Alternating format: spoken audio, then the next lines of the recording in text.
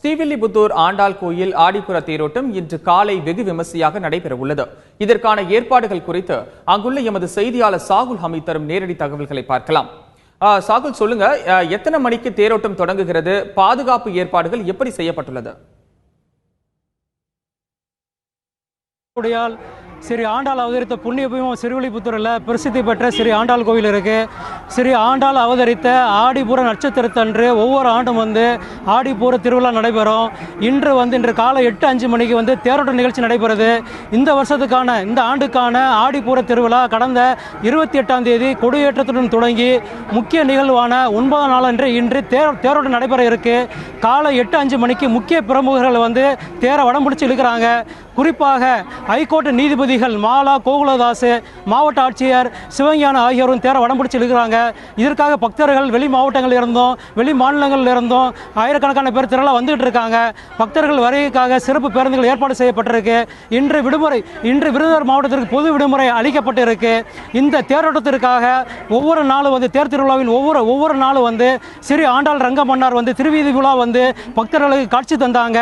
இன்று காலை 5 மணிக்கு மிதுன லக்கணத்தில் ஸ்ரீ ஆண்டாள் ரங்கமன்னார் திருத்தேரில் எழுந்தருளி இருக்காங்க. காலை 8:05 மணிக்கு தேரோட்டம் நடைபெற இருக்கு. இந்த தேரோட்டத்தை முன்னிட்டு போலீசார் சிறப்பு பாதுகாப்பு பணியில் ஈடுபட்டிருக்காங்க. 10 டிஎஸ்பி தலைமையில் 30 இன்ஸ்பெக்டர்கள், 1200 போலீசார் பாதுகாப்பு பணியில் ஈடுபட்டிருக்காங்க. குற்றச்செயல்களை தடுப்பதற்காக உளவுத்துறை போலீசாரும் பாதுகாப்பு பணியில் ஈடுபட்டிருக்காங்க. மருத்துவ குழுவினரும் தீயணைப்பு துறையினரும் பாதுகாப்பு பணியில் இருக்காங்க. இந்த தேரோட்டமானது 8:05 மணிக்கு ஆரம்பித்து 4 ரத வீதிகளாக சுற்றி 3 மணி நேரத்தில் இந்த நிலைக்கு சேர இருக்கு.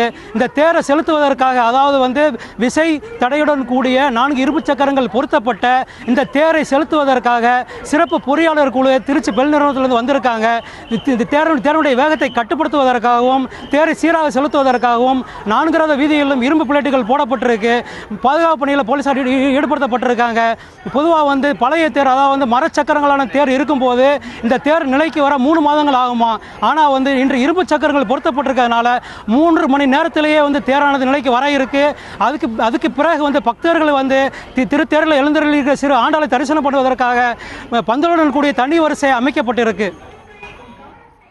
இந்த தேரோட்டத்தின் சிறப்பு அம்சங்கள் குறித்து சொல்லுங்க சாகுல்.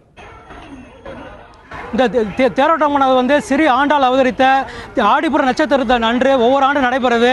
இந்த ஸ்ரீ ஆண்டாள் அவதரித்த நட்சத்திரத்தன்று நடக்கூடிய தேரோட்டத்தில் பார்த்தீங்க அப்படின்னா, பொதுவாக இது தேரானது தமிழகத்தில் உள்ள உயர்ந்த தேர்களில் ஸ்ரீ ஆண்டாள் உழவரக்கூடிய இந்த தேர் உயரமானது 75 அடி உயரமானது.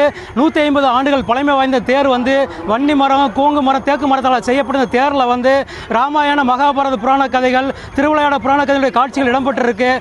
சைவ வைணவ ஒற்றுமைக்கு இந்த திருத்தேர் எடுத்துக்காட்டாக இருக்கு.